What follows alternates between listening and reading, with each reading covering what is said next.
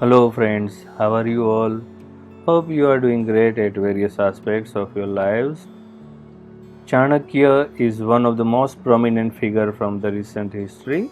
His determination, willpower, and intellect is unparalleled, no matter how you see him as a kingmaker, as an economist, as a chief minister, and a great policymaker, or a teacher. His contribution to the society is remarkable. Many consider him as the visionary of concept of a nation in the context of modern history. People may love him or hate him, but as said, cannot ignore him. We are fortunate to read a lot of work about him during our personal and professional journeys. We'll share link to some of such book reviews in the description segment below. So, when we came to know about a book on Chanakya written by the famous author Ashok Kumar Bankar, we added it to our kitty of books immediately. It, however, took a remarkable time for the book's turn for the reading to come, and after reading this book, I don't have any regret for the delay. Let us take a look at the cover page of the book. Being an entry point to the virtual world explored within, the cover page plays an important role in making the first impression of the book and thus influence many purchases and reading decisions. Chanakya's roots belong to Patliputra. At an early age, he needed to run for his life and getting educated in Takshashila. The name Chanakya forms a bold head with a long shikha, a determined face on a healthy figure, covered with humble white or saffron cloths, right? The designer has tried to represent Chanakya and events of his life on the cover page. The book title is written on the welcome gate of an ancient city. The illustration is impressive and it surely is capable to attract potential readers. Let us take a bird's eye view of the book plot. The story starts with the fictional exploration of Chanakya's childhood. Chanakya, a brother to more than one sister, is nothing less than a child prodigy. He is blessed with a photographic memory. He is very playful and mischievous, like everyone else in this age. He is a little more mischievous than the others, though, but he never gives a chance to complain to his teacher. He not only remembered various scriptures by heart but actually absorbed them. Yes, he can explain anything from those scriptures in a detailed, convincing, and authentic manner. Kartikeya, popularly known as Rakshasa, is a Maha Amatya of Magadha king Mahapadmanand. He runs underworld with a tight grip and he adores nothing but the wealth. Everything from petty crimes to big loots consists of his share too. Dhan, the crown prince of Magad, is an arrogant and a spoiled brat. He doesn't think before shouting an order or committing an act, and most of the times they were all wrong. It is a Rakshasa's duty to cover up those crimes and clean up the mess. A Rakshas or Rakshasa is answerable to no one but the king. And the king too know that he is the best confidante he can ever have. Destiny plays its role and Chanakya and Rakshasa came into each other's contact. Was it for good or bad? How the fictional story moves ahead from here can be explored by reading the book.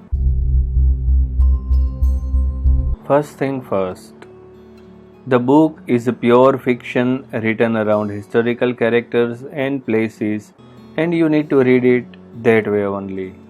If you try to find authenticity based on the most popular research work and TV serials, you will be disappointed. Contrary to exploration in this book, the characters of Chanakya and even Rakshas or Rakshasa are quite different in all other popular reference materials. Rakshasa's original name was Katyayan or Katyayana. Contrary to the mentioned name Kartikeya in this book. Also, Vishnu Gupta's father is referred as Pandit Gupta and their village name is mentioned as Chanak. Rakshas in all other reference work is mentioned as a man of honor and devotion. His devotion towards Magad was impeccable and he was faithful to it. So you cannot imagine him doing wrong things and being associated with the underworld of the city. Remember, it is Rakshasa's character that Chanakya admired along with his wit so much that he made him the Maha-Amatya when Chandragupta was crowned as the Samrat. I am not sure if this fictional exploration is admired by a reader, but yes, you can compare it with Amish Tripathi's retellings and reimagining works. If you love exploring Lord Shiva's story or even Ramayana from Amish's perspective, you will enjoy this one also. The book, like all other works by Ashok Bankar, contains many gems of literary aspects. Here are some of the one-liners from the book that you will enjoy reading. You are a fighter, and fighters always engage, no matter the odds or their own condition. But remember, when playing with emperors and princes, you must play by their rules, not your own. The author is really good at exploring the psyche of the characters in his book. For example,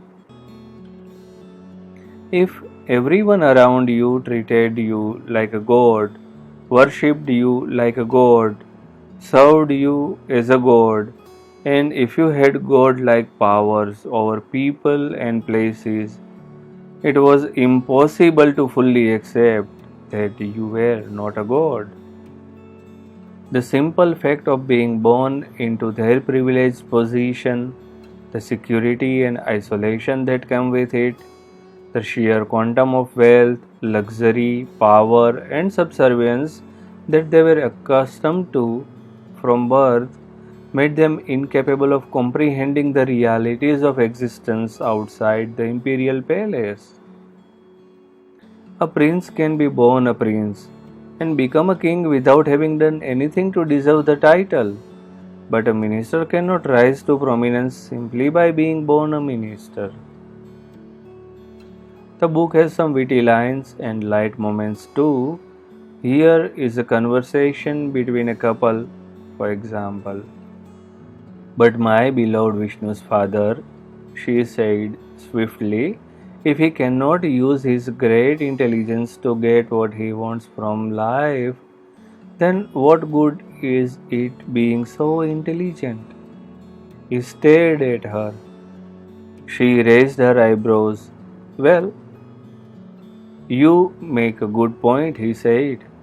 Of course I do, she said, smiling. I am Vishnu Gupta's mother, aren't I? Here are some character defining lines about Vishnu Gupta. He is much smarter than all other brahmacharyas. Vishnu's mother said in the other room to his father. It's only understandable if his mind wanders from schoolwork. He is much smarter than even the teacher, Rishi Gupta said as he settled in for the evening. That doesn't mean he should simply stop going to Gurukul. While you can clearly see that Vishnu's father acknowledges his son's talents, he also wants him to follow the right path. That is a lesson about good parenting. Here is a character defining line for Rakshasa. Rakshasa trusted no one, was friends with no one, loved and was loved by no one. It was the way he wanted it. The author then carries forwards the thought process of the character as people could be bought, persuaded, corrupted, stone remains stone. And you cannot disagree. You can find an eyewitness can be made hostile and forced to speak wrong. The CCTV footage, on the other hand, show the things as recorded. Of course, unless it is edited. Moving forward, the author says the following about Rakshasa. The vulgar displays of flesh, food, and wine disgusted him. He was a strict vegetarian as his Brahminical Varna demanded, though the fact was that a few Brahmins in high places adhered to those restrictions, especially in private. A Rakshasa would rather sit to dinner with a nest of cobras than dine with this group of smiling foreigners, each ready to murder everyone else if it would further their interest in even the smallest way. The author is good at exploring attributes of his characters. A short while later, Mahamatya Rakshasa entered the palace complex, his tall, black-clad figure terminating conversations and causing eyes to widen, be averted, or to drop downwards at once. He did not stop to exchange greetings with any of the high nobles or visiting royalty he passed along the way. He was not a diplomat or a courtier. Everyone knew better than to attempt to greet or interrupt his progress.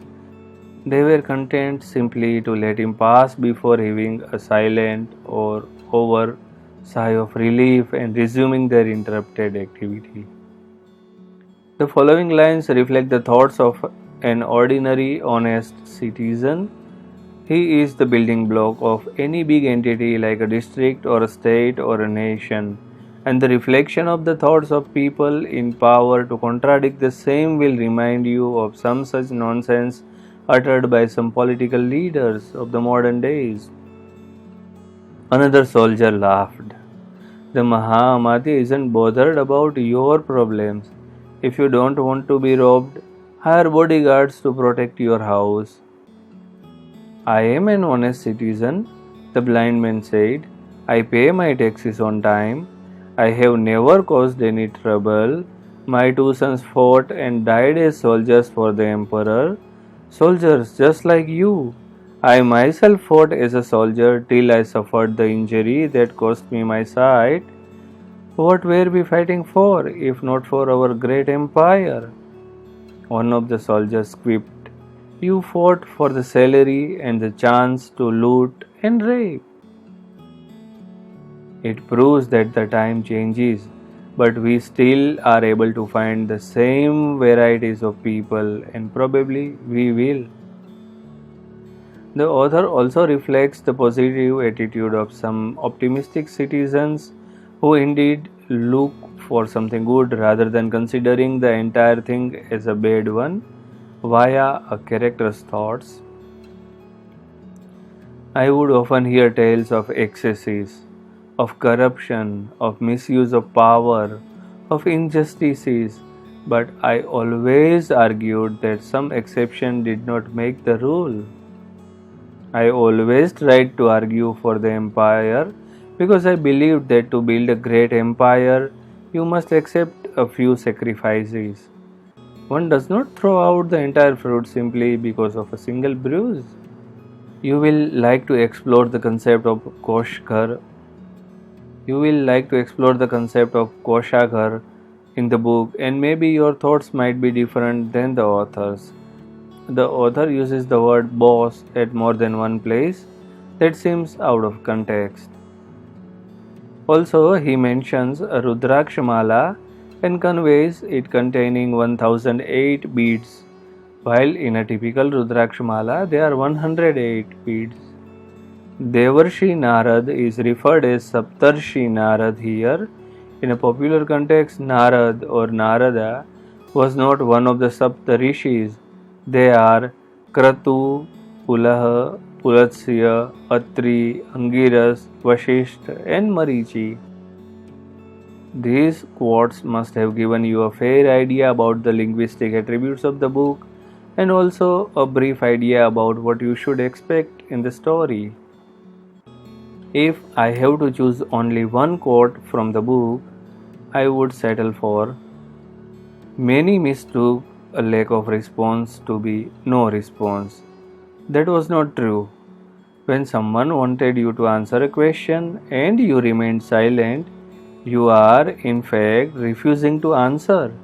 Silence became a form of resistance. So, all in all, the book is linguistically good, has some characters nicely developed, scenes are written in a detailed manner, and has some thrilling moments too. If this is all you expect from a thrilling historical fiction, this book is for you. So, what is the conclusion? Well, a historical fiction where fiction is more emphasized, you need to read it with an open mind. I consider the play with historical character as a negative attribute and think that the author could have done much better. Thinkerview's rating around 6.5 to 7 stars out of 10. So, have you already read the book? Are you planning to read it? What do you think about this book review? Do you find it helpful in deciding whether to go for the book or not? Please do share your genuine remarks via comments below. If you have enjoyed listening to the review, please hit the like button and do not forget to share it with your friends and other fellows whom you think such reviews interest more. Till we meet with our next podcast, bye bye, take care, namaskar.